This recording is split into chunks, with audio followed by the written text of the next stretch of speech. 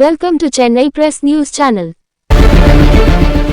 SIMS Hospital successfully treated a recurrent stroke in a 29-year-old man caused by a blood clot in his brain, and also saved his heart and leg by promptly treating additional clots in these two organs, an extremely rare medical presentation.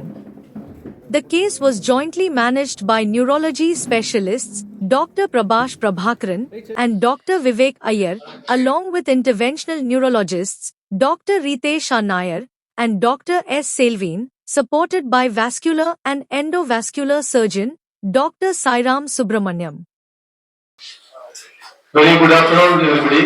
On behalf of the SIMS Hospital and our chairman, I would like to welcome our Director of Neurology and Director of Neurosurgery and all the team members and the press and media and the staffs.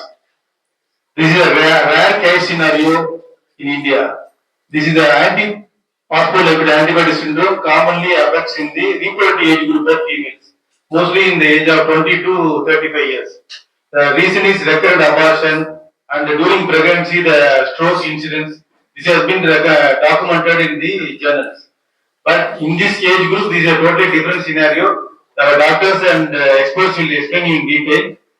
Thank you very much for being here, and we will learn from the experts. Thank you. இன்னைக்கு இந்த meeting எதுக்காக போட்டிருக்கோம்னா ஒரு விழிப்புணர்வுக்காக தான் போட்டிருக்கோம்.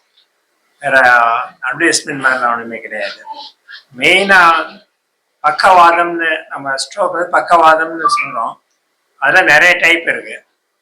இது ஒரு விசித்திரமான type. இதில் அதுவும் பக்கவாதம்னா யூஸ்வலாக வயசானவங்களுக்கு 60 வயசு 70 வயசு அவங்களுக்கு தான் வரும்னு நினைக்கிறோம். அப்படி கிடையாது. ஸ்ட்ரோக் இந்த யங் அது வந்து 10 to 15% யங் பீப்புளை அதை அஃபெக்ட் பண்ணுது. யூஸ்வலாக ஸ்ட்ரோக்ங்கிறது லைஃப் ஸ்டைல் டிஸார்டர் சொல்கிறோம். BP, sugar, cholesterol, obesity, smoking அதெல்லாம் இருந்தால் இந்த மாதிரிலாம் வரும். பட் சில சமயத்தில் அந்த மாதிரி எதுவும் இல்லாமல் கூட வர்றவாங்கிறதுக்கு இந்த பையன் வந்து ஒரு உதாரணம். இல்லை ஒரு வியாதியை ட்ரீட்மெண்ட் கொடுக்கும்போது வருமுன் காப்போன், வரும்போது காப்போன், வந்தபின் காப்போன் என்று சொல்லுவோம். இந்த வியாதிக்கு முதல்ல வரும்போது அவன் வருங்கிறதுக்கு காரணமே தெரியாது.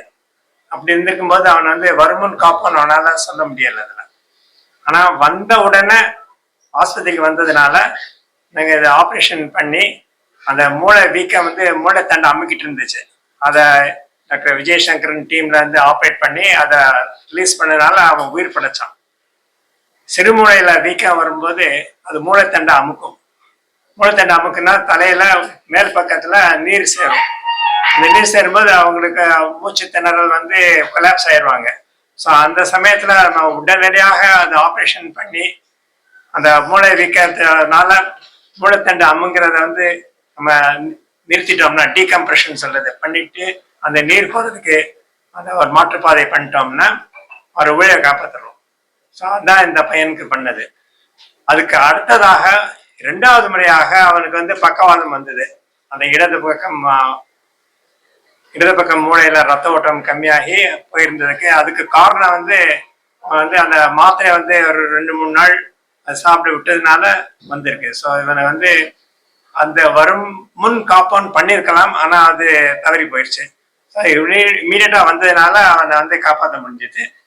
வந்த பின் காப்போங்கிறது வந்து நம்ம அதுக்கப்புறம்லாம் வந்து நம்ம பிசியோதெரப்பி மெடிசன்ஸ் கொடுத்து அவனை எக்ஸசைஸ் பண்ணி பண்றதுதான் முக்கியமானது.